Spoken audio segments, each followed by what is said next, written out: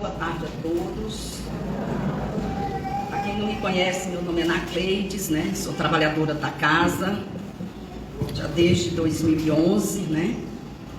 E é sempre um prazer muito grande estar aqui com a missão de falar da doutrina, embora também a responsabilidade pesa um pouco. Eu costumo dizer que quando eu venho aqui para frente, eu procuro ao máximo trazer o que a doutrina nos diz, o que a doutrina traz de ensinamento, traz de conteúdo para todos nós. Porque quem tem que sobressair aqui é exatamente a doutrina. A Casa de Francisco, nós estudamos as obras fundamentais, todos os sábados. A gente vai no revezamento. Então hoje, como é o segundo sábado, o livro dos médiuns, que os grupos estudam, né?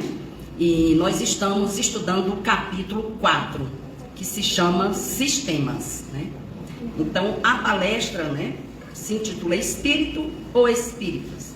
Só que para que a gente possa entender que esse é um dos sistemas, para que a gente possa entender melhor esse sistema, a gente precisa dar uma passeada nos outros sistemas, que já foram, inclusive, temas de palestras anteriores, porque, como tem sempre pessoas novas, né, e é bom a gente relembrar para que a gente possa saber. Então, o que acontece? À medida, né, que os fatos vão acontecendo, à medida que os fatos, né, eles vão acontecendo, vai se sendo estudado, né, vão se tecendo teorias a respeito, né, porque sistemas é nada mais, nada menos do que teorias, né, são as teorias que se formaram a respeito do Espiritismo. Porque quando o Espiritismo surgiu, enquanto doutrina a ser estudada, a ser catalogada, né, a ser sistematizada, porque os espíritos sempre existiram, né? Isso é inegável. Aí o que aconteceu? Naquela época, para que a gente tivesse hoje a doutrina que a gente tem, né, os espíritos começaram a se manifestar de tudo quanto foi forma, de tudo quanto foi natureza, e em vários lugares, né? Então foi a época, por exemplo, que se fala das mesas girantes, né?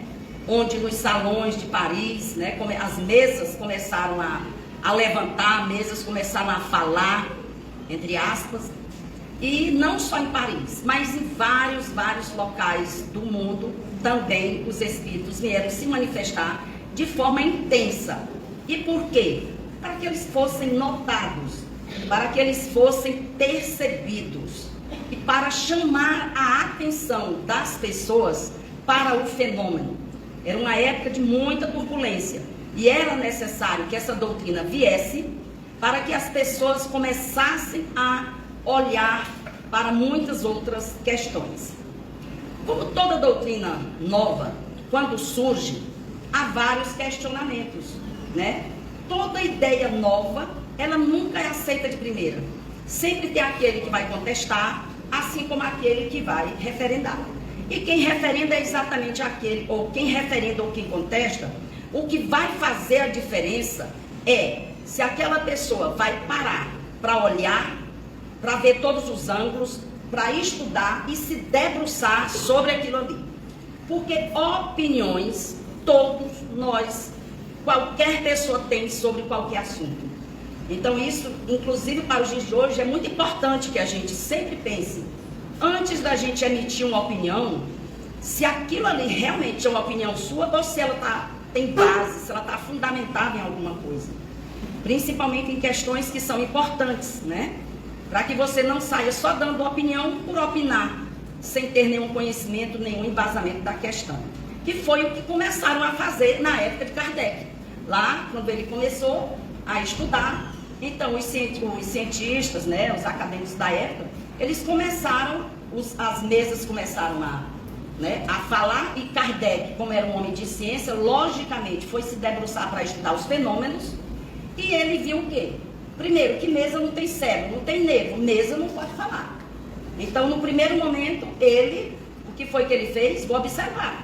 Então, ele foi descartar todas as ideias, por exemplo, de fraude, de charlatanismo, que é foi exatamente a primeira corrente que surgiu, né? O primeiro sistema.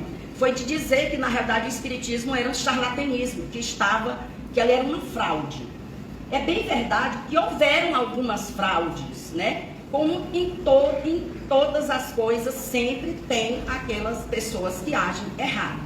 Mas daí a você simplesmente dizer que é uma fraude, não parar para estudar o fenômeno, tem uma grande diferença. Mas o primeiro sistema foi esse, foi o sistema do charlatanismo. Só que a gente precisa chamar só uma pequena atenção, um pequeno detalhe. Como que você pode afirmar que ali era uma fraude, quando as pessoas que estavam envolvidas naquela fraude eram pessoas de bem, pessoas honradas, pessoas de moral elevada, né? E que não necessitava daquelas fraudes para nenhuma vantagem, por exemplo, financeira. Então você já há de convir que se pessoas com esse porte, com essa intelectualidade, com essa condição moral, estavam se debruçando para estudar aqueles fenômenos, foi de muita leviandade você atribuir simplesmente a sistema chamado de charlatanismo. E aí, quando eles viram que descartaram fraudes, e aí ele disse, isso é um sistema, é uma loucura. Aí vem o segundo sistema, dizer que era loucura, né?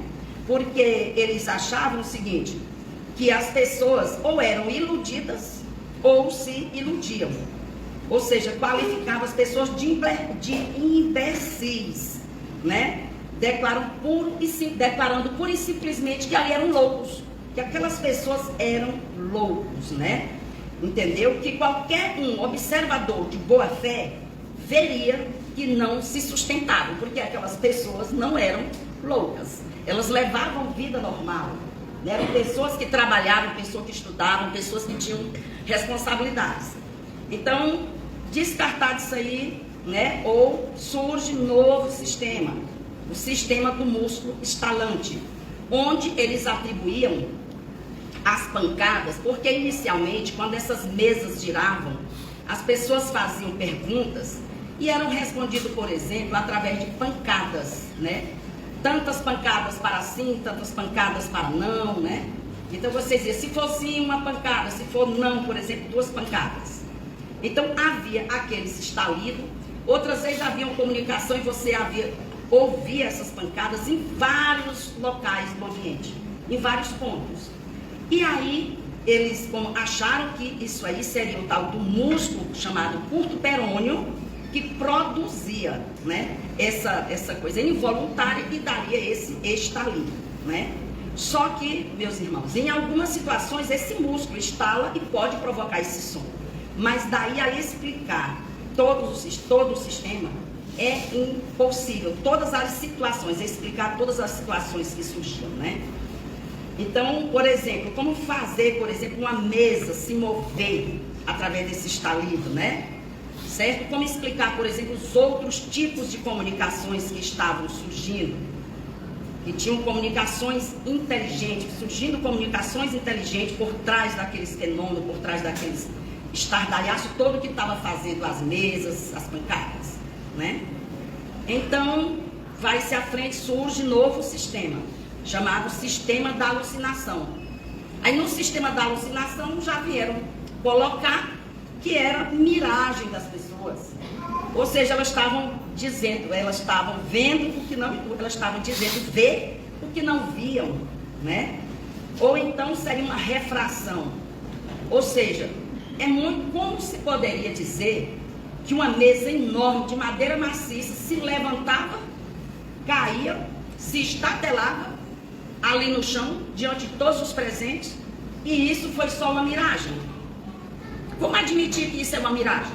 Apenas aquele que não para, ou então aquele que acha melhor aceitar, porque talvez existam interesses por trás que não querem que essa verdade apareça, que essa verdade venha à tona e que ela se solidifique.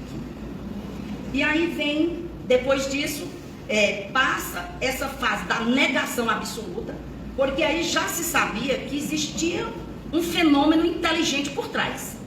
Porque quando se perguntava às mesas e as mesas respondiam, e tinham sentido, né? Então não se podia mais atribuir isso simplesmente a causas físicas. Era preciso que existisse, além dos fenômenos físicos, um efeito inteligente ali. Então cessa-se um pouco esse sistema da negação, aí vem um sistema, por exemplo, das causas físicas, né? Onde eles passam a atribuir aqueles fenômenos simplesmente ao magnetismo e à eletricidade, ou à ação de um fluido qualquer, né? Numa palavra, uma causa inteiramente física e material. Que, como diz Kardec, esse sistema, ele nada teria de irracional, né? Essa opinião, ela até teria prevalecido por um tempo, se esse fenômeno das pancadas não tivesse realmente esse efeito inteligente por trás, né? Porque se não tivesse o efeito inteligente, tudo bem, poderia ser uma causa física, né? Por trás, mas só que tinha o fenômeno da inteligência. E aí surge um novo sistema, uma nova corrente de ideia, nova teoria, dizendo o seguinte: é o reflexo, o chamado sistema do reflexo, né? Julgaram o quê? Que podia ser a alma do médium, que, né, juntamente com a alma dos assistentes, né, iriam se refletir como a luz, né? Ou seja, é como se de repente todas aqui, nós que estamos aqui reunidos nesse salão, né, o médium tá ali, fosse comunicar o que ele fosse comunicar, estaria aqui refletindo o que a gente está, a reflexão do pensamento dos assistentes, de quem está naquele momento na reunião, né? Então, aí ele diz o seguinte: mas essa experiência, né, ele demonstrou que esse pensamento, por exemplo, que vinha nessas comunicações, era estranho aos assistentes. Muitas vezes era um pensamento contrário ao que falavam, né? Então, como era, por exemplo, que pessoas que não sabiam escrever, escreviam, né? Pessoas, por exemplo, que não tinham, pessoas assim, digamos, de um conhecimento muito rudimentar, escreviam mensagem, por exemplo, com alto cunho filosófico. Como explicar isso, né? E aí ele ainda ressaltou, e a escrita direta? Que a escrita direta, para quem não sabe, naquela época, se pegava uma folha de papel, dobrava, colocava numa gavetinha, ficava ali, né? Sem tinta, sem caneta, sem lápis, só a folha de papel. E depois de algum tempo, abria-se a gaveta, puxava aquele papel e ali tinha escritos. Entendeu? Então, como explicar que isso aí seria um reflexo? Aí vai se avançando, né, as teorias vão surgindo, novas teorias, como a teoria da alma coletiva, que segundo esse sistema, apenas a alma do médium se identifica, identificada com a de muitos vivos presentes e formando um todo coletivo, né? Então o autor designa, né, coletivo, criado, né, por essa imaginação, tomando por base a seguinte sentença: nada há oculto que não seja revelado. Então essa é a base dessa teoria.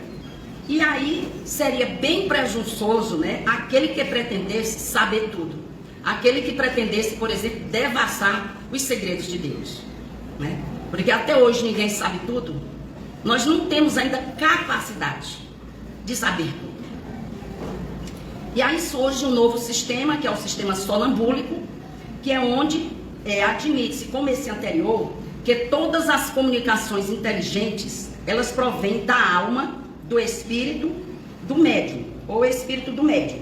E é para explicar assuntos que estão fora do âmbito do conhecimento dos médiuns, eles atribuem essa aptidão a uma sobreexcitação momentânea que o médium estaria passando naquele momento, né?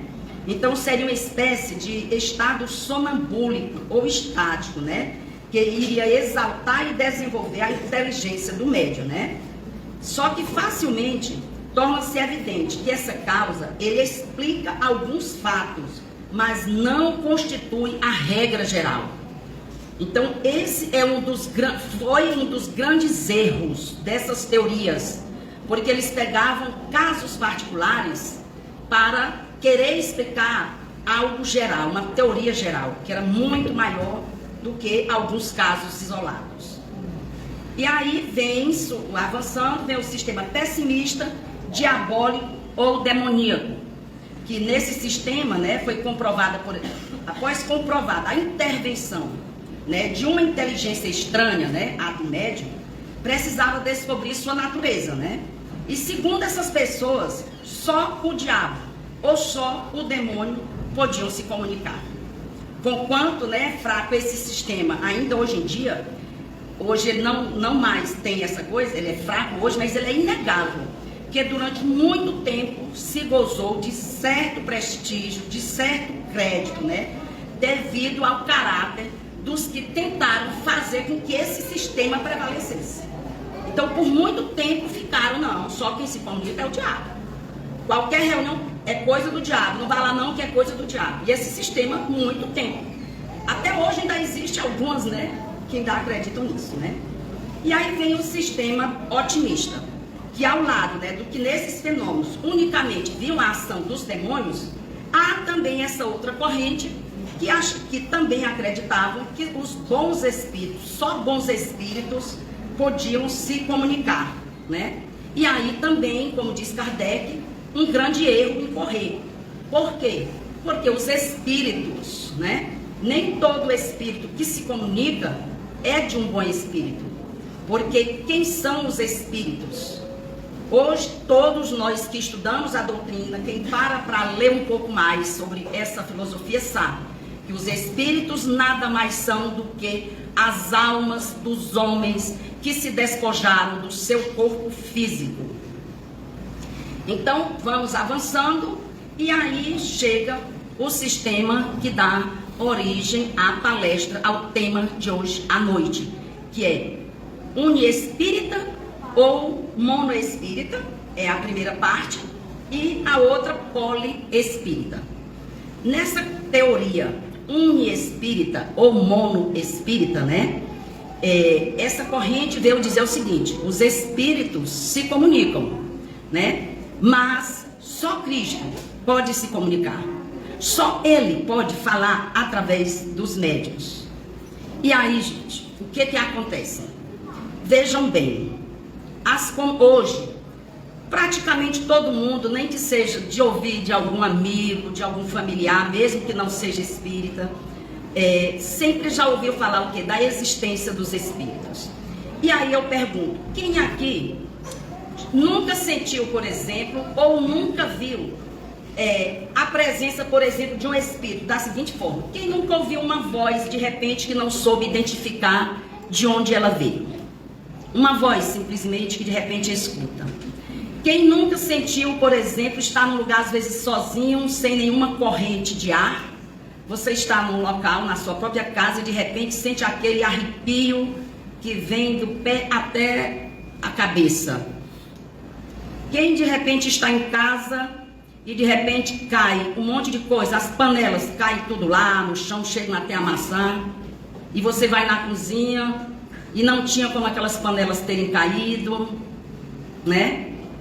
Quantos sinais você, às vezes, para aqueles mais atentos, não passam despercebidos que acontece?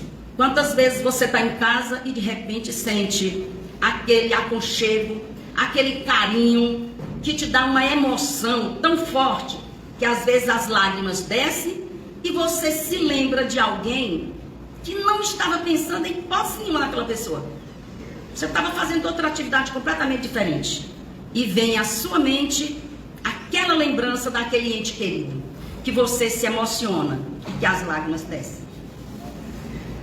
Então tudo isso são sinais, são indícios da presença deles entre nós.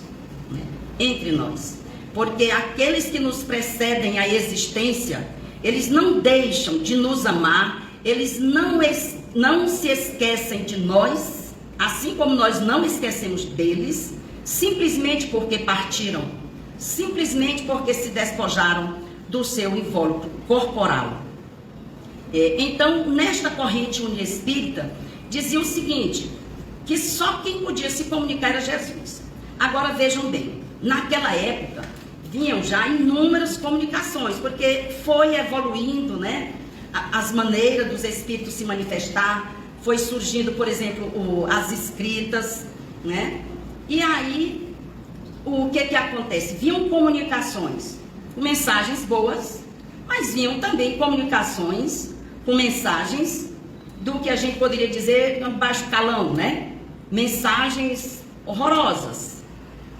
E aí foi se questionado, então como poderia vir, tudo bem, as mensagens boas poderia vir do Cristo, mas e essas mensagens que denegriam, essas mensagens que falavam impropérios, como que ela poderia sair de um espírito puro como Jesus? Não dá para aceitar isso, entendeu? E aí, qual era o argumento deles? Era que Jesus falava aquelas inverdades, digamos, ou aqueles impropérios, para poder provar, para testar os médiuns, para testar aquelas pessoas. Ou seja, totalmente sem pé e sem cabeça. Uma teoria também que logo veio por terra, porque não tinha como se sustentar. E aí vem Kardec e vai, né, brilhantemente colocar para nós sobre o sistema multiespírita ou poliespírita. E aí vem o seguinte detalhe. Tá ali, nós temos hoje, para a gente trazer um pouquinho para o dia de hoje, né? Tá ali um médium escrevendo. Então, ali virão cartas que a gente vai perceber que o conteúdo são diferentes. As mensagens são diferentes. Não serão a mesma pessoa que irá assinar aquelas mensagens. Isso é uma prova nos dias de hoje, e também naquela época acontecia, de que são várias mentes, várias pessoas, vários espíritos que se comunicam. Um mesmo médium, ele pode dar comunicação de N espíritos diferentes. É o sistema poliespírito ou multiespírito, né? Então, ele começa dizendo o seguinte, né, nessa teoria. Ele faz uma síntese muito bacana que eu vou trazer aqui para vocês. Todos os sistemas, né, que ele diz, aqui ele passou, né, em revista, né, sem excetuar nenhum, que foi esses que eu acabei de trazer para vocês, né. Ele diz o seguinte, que se fundam em algumas observações, né. Porém, essas observações foram incompletas ou mal observadas. Não se olhou por todos os ângulos, por todos os lados. E aí ele cita um exemplo, por exemplo, de uma casa. Se você passa em uma casa que ela é, digamos, toda pintada de vermelho por fora, se alguém passa e vê essa casa por fora, vai dizer que essa casa é vermelha. Mas essa casa por dentro, ela é toda pintada de branco. Outra pessoa que só viu a casa por dentro, se alguém lhe perguntar de que cor é aquela casa, vai dizer o quê? Que é branca. Então, o que é que vai acontecer? Os dois têm razão. A casa é vermelha para aquele que viu, aquele é branca para aquele que viu da parte de dentro. Só que há aí o quê? Um erro, não de má fé, mas um erro porque a pessoa não se permitiu realmente olhar a casa por dentro e por fora antes de emitir uma opinião. E foi assim com a doutrina. As pessoas viram apenas lados. Quando pegou alguém numa fraude, disse, é tudo fraude. E os outros que não eram fraudes, né? Então, mesmo vai se sucedendo, né, com essa forma, né, do espiritismo. Ela pode ser verdadeira em certos casos e verdadeira em aspecto particular, mas falsa quando se vai para o geral, né? Essas teorias que foram levantadas, né? E aí Kardec traz aqui para nós, por exemplo, as consequências gerais que ele, como estudioso, como alguém que se debruçou em cima daquelas situações, alguém que se comunicou não só lá na França, mas com várias localidades, né, com médios diferentes, grupos diferentes, se permitiu realmente conhecer, ele traz para a gente as suas observações, suas constatações, que ele realmente observou e que formaram a crença, né, da universalidade dos espíritos, né? Que hoje o que ele, Kardec, deixou para nós que a universalidade do espírito é a única forma real e concreta que nós temos de controle, né, sobre o ensino dos espíritos. E ele traz o seguinte, que ele começa elencando que os fenômenos espíritas, eles são produzidos por inteligência extracorpórea, as quais também se dá o nome de espírito. Por que extracorpórea? Porque está além da matéria. São seres que a gente não enxerga, a não ser que você tenha a sua vidência, ou clarividência, né, desenvolvida. Os espíritos constituem o mundo invisível. Eles estão em toda parte, povoam infinitamente os espaços. Nós temos muitos, por exemplo, de contínuo em torno de nós, com os quais nos achamos em contato. Lembra quando eu perguntei a gente sentir dentro da própria casa? Por quê? Porque os espíritos, eles não estão insulados, né, em alguma localidade específica. Então, por exemplo, muitas vezes, chega um dia de finado, por exemplo, em que a gente reverencia os mortos, em que a gente vai lá fazer aquela visita no cemitério. Muitas vezes a gente se dirige ao cemitério, né, para fazer a visita àquele local onde estão os restos mortais. A gente se dirige pelo nosso carinho, pelo nosso amor, vai levar flores, alguma coisa assim. Mas muitas das vezes eles já nos visitaram dentro de casa, antes mesmo que a gente fosse lá. Por quê? Porque na realidade nossos entes queridos não estão lá no cemitério. Eles foram sepultados lá, os seus corpos. Mas eles não são corpos, eles são inteligências vivas, que continuam vivas. Então eles podem e vão aonde eles querem, né? E aonde é permitido, né? Então eles nos visitam, não só no dia que eu falei de finados, mas no nosso aniversário, naquelas datas que é importante pra gente, que é importante para eles também, né? Entendeu? Então assim, eles podem vir nos visitar. Nos nossos sonhos, existem muitas maneiras deles se aproximarem de nós, de manter esse contato. Então, eles reagem, né, incessantemente com o nosso mundo físico e sobre o mundo moral. E são uma potência da natureza, ou seja, o espírito é um ser inteligente, né, da natureza.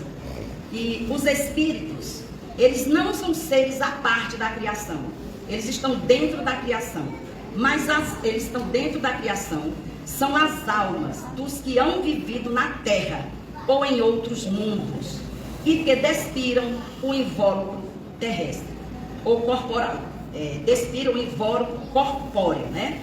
Donde que se segue que os espíritos são as almas dos homens, né? E que quando o homem morre, volta simplesmente a ser espírito.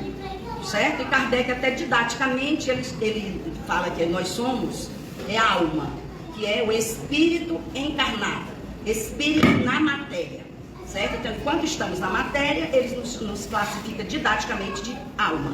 Quando a gente desencarna ou morre, para alguns que conhecem melhor esse termo, ele simplesmente volta a ser espírito, né? E os espíritos são felizes ou infelizes, de acordo com o bem ou o mal que tenham praticado durante a sua vida, né? E com o grau de adiantamento que eles conseguiram alcançar, né? Ou seja, a felicidade sem mescla, perfeita, né? Ela é partilha unicamente dos espíritos que já atingiram o grau de perfeição, né? Então, todos nós que estamos encarnados, né? Aqui na Terra, por exemplo, se nós estamos aqui é um planeta de provas e expiações. Então é porque ainda existem lições que nós precisamos aprender.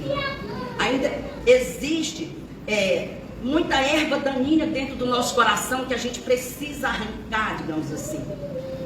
E é que a gente precisa desenvolver melhor nossas virtudes.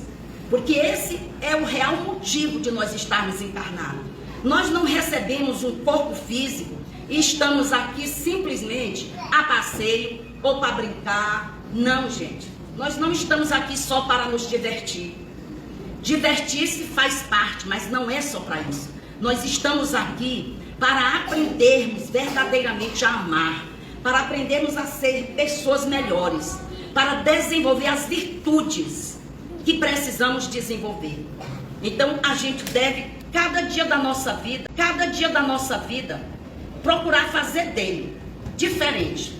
Porque todo dia nós podemos aprender coisas novas.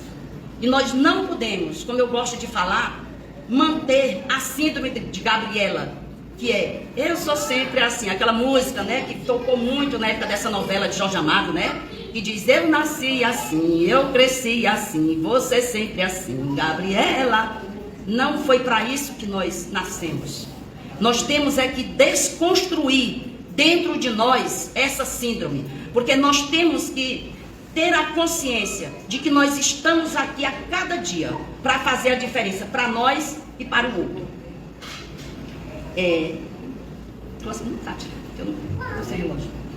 Os espíritos, né, eles se comunicam.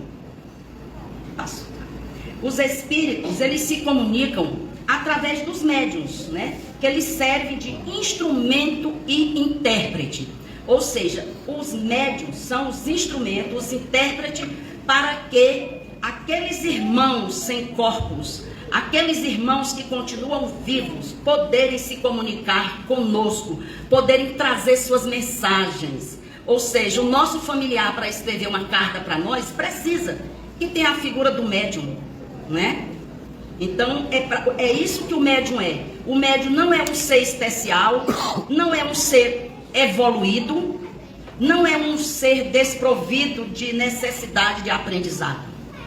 O médium é uma pessoa que veio com essa tarefa, com a tarefa de através da mediunidade, poder servir aos dois planos, o plano espiritual e ao plano material, aqui onde nós estamos encarnados. Então, o médium é uma pessoa comum, que apenas escolheu essa tarefa, e com certeza, na grande maioria, por necessidade. Embora a grande maioria dos médiuns que escolheram essa tarefa, vejam bem essa afirmação que eu estou falando, eles escolheram, ou por vontade própria, ou por necessidade. Mas muitos deles, quando chega aqui, é o que a gente mais escuta. Eu não quero ser médium, eu não escolhi ser médium. Como é que você diz que eu tenho essa tarefa?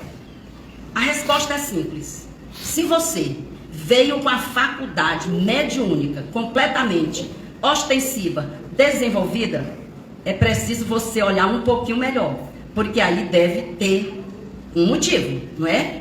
Porque a gente não veria com uma faculdade tão desenvolvida se não fosse para colocá-la a serviço. Porque se não fosse, você teria escolhido outra habilidade para desenvolver, outra faculdade, né? Mas você veio com ela. Então é bom que você pare e reflita sobre isso. Mas quase a grande maioria de quando se depara com essa mediunidade, diz isso. Eu mesma já repeti isso muitas vezes lá atrás. E sofria muito por me perceber com mediunidade, por perceber a interferência dos espíritos. E eu de uma família toda católica e fervorosa. Então eu dizia, eu não quero ser médium, eu não quero isso, eu não escolhi. E eu não quero. Só, gente, eu posso só dizer uma coisa para vocês. Quem for médium, aceite que dói menos.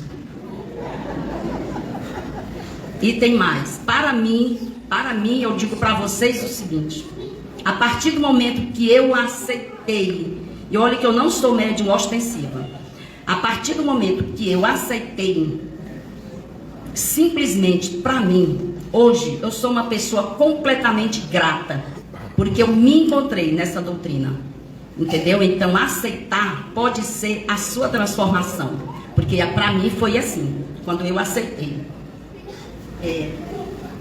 E outra, reconhece-se a superioridade e a inferioridade dos espíritos pela linguagem de que usam. Os bons só aconselham o bem e só dizem coisas proveitosas. Tudo neles lhes atesta a elevação.